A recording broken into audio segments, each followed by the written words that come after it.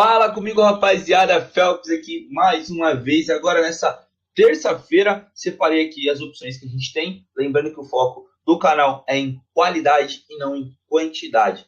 Antes de assistir o vídeo, não esquece, deixa o like. Se você não se inscreveu ainda, se inscreve para dar aquela moral. Rapaziada, não custa nada. Estou aqui tentando agregar nas análises de vocês. Sempre talvez trazendo um olhar mais clínico da parada aqui, né? Tentando evitar que vocês tomem algum head, né? E trazendo um pouco de ousadia que poucas pessoas falam de alguns jogos. Beleza? Bora pra cima que amanhã a gente tem Eurocopa, tem Copa América.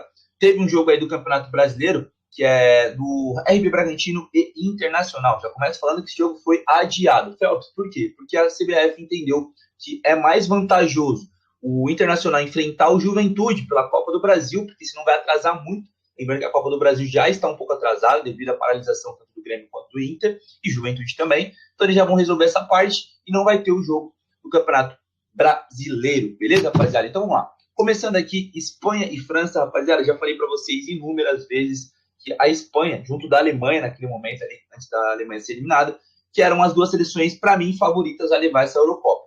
E já digo agora, Espanha e França, eu fui ousado na última, hein? Eles eliminaram a Alemanha jogando em casa, porque a Euro é na Alemanha. Eu tinha falado que a Espanha passaria, tinha um mínimo de favoritismo entre as duas. E aqui eu já falo também, acredito que a França não vai conseguir passar. Tá, cara, assim, eu vou mostrar para vocês, não falar que eu tô aqui cismando com a França, ou que eu tô enaltecendo demais a Espanha sem motivo. Vamos analisar aqui o retrospecto somente da Eurocopa da França. O primeiro jogo da França foi contra a Áustria, 1-0, um jogo sofrido. Eu assisti esse jogo aqui, e para sair esse gol foi custoso.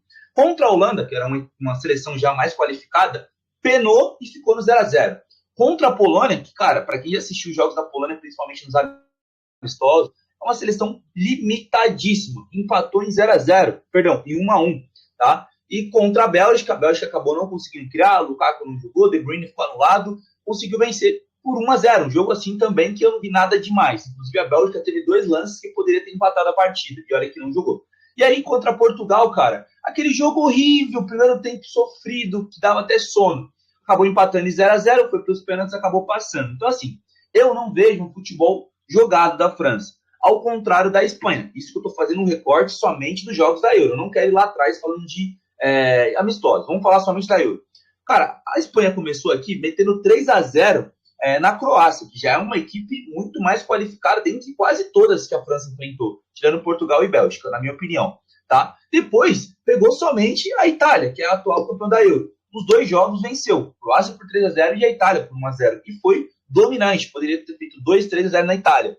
Contra a Albânia, do Silvinho, que é bem arrumada, e eu ouso dizer que a Albânia é melhor que a Polônia, a Albânia é melhor que a Áustria, seleções que a França acabou vencendo. E a Espanha venceu com prioridade, até preservando jogadores, porque já estava classificado. Já tinha 6 pontos, colocou alguns reservas, cara, amassou e acabou vencendo.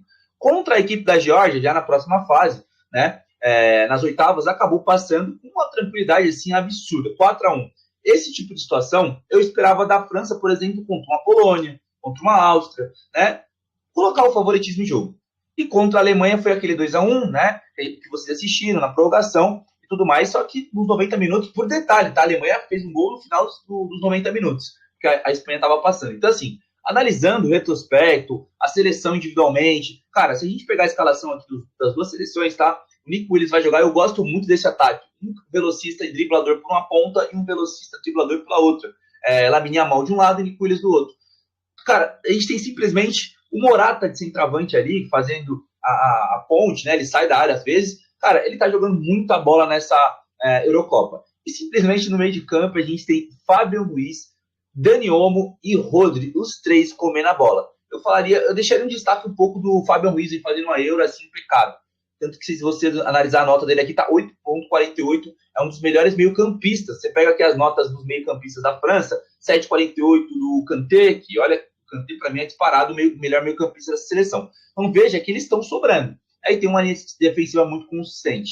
Então assim, na minha visão, essa odd aqui tá muito boa, mas muito boa mesmo, para explorar uma dupla chance para a Espanha. Ou seja, Espanha ou empate, tá, rapaziada? Eu acho que a Espanha vai ser a vencedora do confronto, deve avançar e chegar na próxima fase aí, tá? A França, para mim, não vai dar, depende muito, mas muito do Mbappé, que não tá se achando ainda, né? O Dembélé também não se encontrou ainda, E o Dembélé não é nem titular, ele acaba entrando, né? Esse meio tá muito pesado para mim com o Griezmann. Tchouaméni também não tá jogando bem na minha visão. Então, eu acredito que a Espanha passe. Cara, eu não acharia difícil a Espanha vencer nos 90 minutos, porque ela fez isso durante a Euro toda. E como eu disse no detalhe aqui, acabou tomando gol contra a Alemanha, jogando em casa, que para mim era também favorita ao título, tá? Então, para mim, a França acaba ficando pelo caminho, beleza? O segundo jogo que a gente tem aqui, Argentina e Canadá. Cara, aqui já é um jogão, porque assim, eu imagino que o Canadá, se ele fizer o mesmo jogo que ele fez no último confronto contra a equipe da Venezuela, e cara, a Venezuela era favorita. A característica desse jogo aqui é ser amarrado, assim como foi Equador e Argentina. E detalhes, 2 jogos, tá? Tanto da Argentina quanto do Canadá foram para os pênaltis. Tomem cuidado com essa odd de 1,36. Jogão, quando eu falo, não estou dizendo que o Canadá vai fazer aquele volume de jogo, qualidade. Eu estou falando que vai ser jogando no sentido de adrenalina, né? Das duas seleções tomando cuidado. Foi assim como eu vi a Argentina e Equador, porque eu imaginei que a Argentina ia amassar. E não aconteceu. Sinto muita falta do Messi jogando, o Lautaro tá bem isolado lá na frente, esse meio de campo com o Enzo Fernandes e também com peraí, o Depô vai jogar? Vai. Aparentemente ele tá no time titular, porque ele sentiu uma fisgada no último jogo, deve jogar. Tô sentindo o meio de campo muito lento. É claro que a Argentina é favoritaça, para mim vence essa partida, tá? Acredito que vai tirar algumas lições do último jogo, que foi bem amarrado, mas não vejo goleada, tá? Se vocês forem entrar alguma coisa, no máximo, vitória com mais de 1,5. Eu não usaria mais do que isso. Já disse para vocês que tanto na reta final da Euro quanto da Copa América, as seleções estão com um pouco de medo de jogar. E vocês viram, como eu falei anteriormente, sem ser repetitivo, mas no jogo entre Argentina e Equador, vocês viram até no próprio jogo da Argentina com o Peru ali, 2-0 fraco, né? E aí, se você pegar os 2 últimos jogos também do Canadá, 0-0 com o Chile, tem até o Peru também, que eles enfrentaram, assim como a Argentina, né? 1-0. Então, assim, teve 1-1 aí contra a equipe do Canadá. Vocês vejam só, não tá tendo jogos de muita goleada. Então, tomem cuidado na hora de explorar gols aí, tá? Eu entraria nesse jogo aqui em under, tá? Acho que seria mais adequado. Talvez menos de 4,5 gols e vitória da equipe argentina deva bater. Beleza? Rapaziada, não tem muitos jogos, como eu falei, não tô entrando em Série B. Série B tá tendo muita zebra aí, parei de fazer um tempo e tá me dando resultado positivo, porque muitas vezes eu gastava energia focando num jogo que não tinha sentido, deixava de focar nos jogos que tinha muito valor. Por isso que eu falo, é qualidade e não quantidade. Então, poupem a entrada de vocês. Se tiver que aumentar esse tempo um pouquinho, aumenta nessas entradas aqui. E ouso dizer, voltando aqui no jogo da Euro, tá? Que a Espanha é muito boa para finalizações. A França também, mas eu gosto mais desse ataque leve, de ponta, da equipe da Espanha aí. Fiquem de olho. Beleza, rapaziada? Bom, esses foram os 2 jogos que eu analisei, não tem muito como eu falei para falar aqui. Então, qualquer coisa, vocês me chamam aí no privado para quem tá no Telegram. Se você não tá, o link tá aqui abaixo do vídeo. Tamo junto. Eu tenho certeza que nessa terça-feira vai ser um dia de muitos e muitos greens.